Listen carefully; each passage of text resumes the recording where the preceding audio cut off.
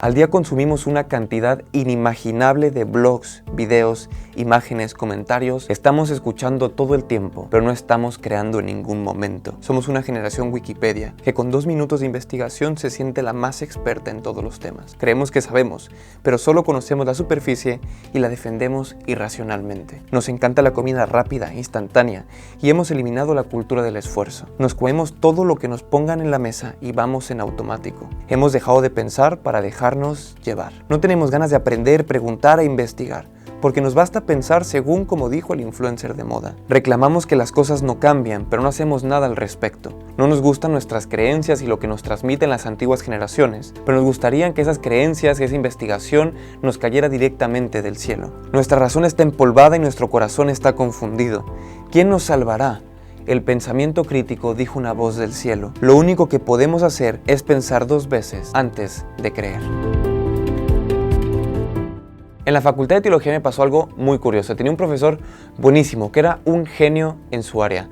Yo estaba todo el tiempo prestando atención y de verdad no quería ni tomar apuntes para no perderme ni la mínima palabra. Siempre terminábamos la clase diciendo, no puede ser lo que ha dicho. Era joven y tenía un corte más alternativo. Era una persona que profundizaba y siempre nos daba una nueva perspectiva del tema. Pero tenía otro profesor que también era muy bueno, que tenía casi 50 años dando clase. Una persona espectacular, que tenía una profundización impresionante, que tenía doctorados, que tenía investigaciones y sobre todo su rama era un poco más clásica. Cada clase que salías decías, wow, de verdad que he aprendido un montón. Entonces estábamos normalmente un poco divididos. ¿Cuál era el problema? Mi profesor, que tenía un corte más alternativo, finalmente se terminaba contradiciendo con el profesor que tenía un corte más clásico. Los dos profundizaban muy bien, los dos estudiaban muy bien la Biblia, los dos nos dejaban con la boca abierta cada vez que hablaban en las áreas en las que nos enseñaban.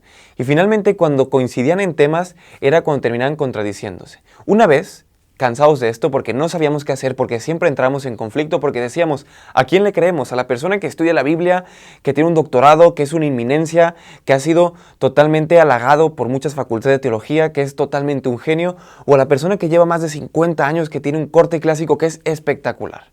En una ocasión me tocó afrontarlo en mi imprudencia de joven y le dije al profesor, ¿qué hacemos? ¿Qué hacemos con esto? Porque finalmente te escuchamos decir a ti una cosa y lo escuchamos decir al otro otra cosa completamente diferente. Y él me dijo algo que me dejó completamente sorprendido. Me dijo, ¿sabes algo? Tienes que tener dialéctica. No tienes que comerte y simplemente creerte lo que te está diciendo él o yo. Al contrario, tienes que investigar y profundizar por tu cuenta.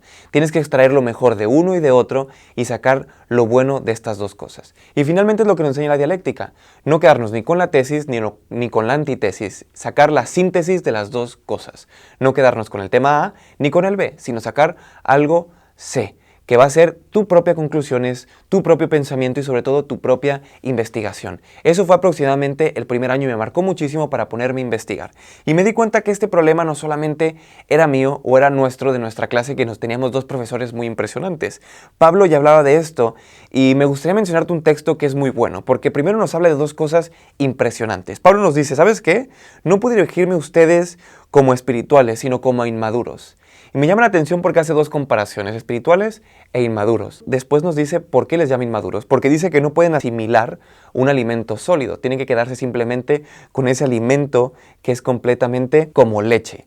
Entonces, lo que está diciendo Pablo aquí es que la persona que le llama espiritual es la que tiene una buena capacidad de raciocinio y sobre todo la persona que tiene una capacidad para poder discernir, para poder estudiar, investigar y profundizar. Ese es el que le llama espiritual. ¿Cuál es el problema que existía en ese momento? Que había contendas, que había celos, que había muchas cuestiones. Y había unos que se postulaban, que eran según esta persona o según la otra. Y Pablo dice, ¿sabes qué? Oye, hay personas que dicen yo sigo a Pablo y otras que dicen yo sigo a Apolo. Y dicen, ¿por qué hacemos esto? ¿Por qué seguimos con esos criterios humanos? ¿Por qué seguimos diciendo yo sigo a esto, yo sigo a lo otro?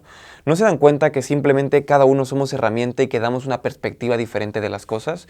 ¿No pueden decidir ser cristianos e investigar por vuestra propia cuenta, profundizar en vuestra relación? Ese problema ya existía hace mucho tiempo y nos pasa hoy en día. Porque finalmente estamos divididos, porque estamos, como al principio lo hemos dicho, bombardeados de comentarios, de posts, estamos rodeados de videos y de personas, pastores, nos bombardean de información. Somos una generación infoxicada.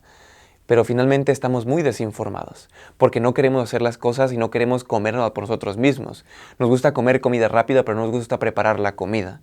nos gustan las cosas instantáneas, pero no nos gusta trabajar las cosas, y la cultura del esfuerzo la hemos eliminado de la jugada en nuestra relación con Jesús y sobre todo de nuestro camino espiritual. Y finalmente puede ser que seamos esas personas inmaduras que simplemente nos guste la leche y que no nos gusten los alimentos sólidos, porque los alimentos sólidos hay algo que tenemos que hacer con ellos, que es cortarlos poco a poquito y sistemáticamente irnos comiendo. Tenemos que generar patrones que nos ayuden a comer y sobre todo poder discernir, alimentarnos y nutrirnos de eso que nos estamos comiendo.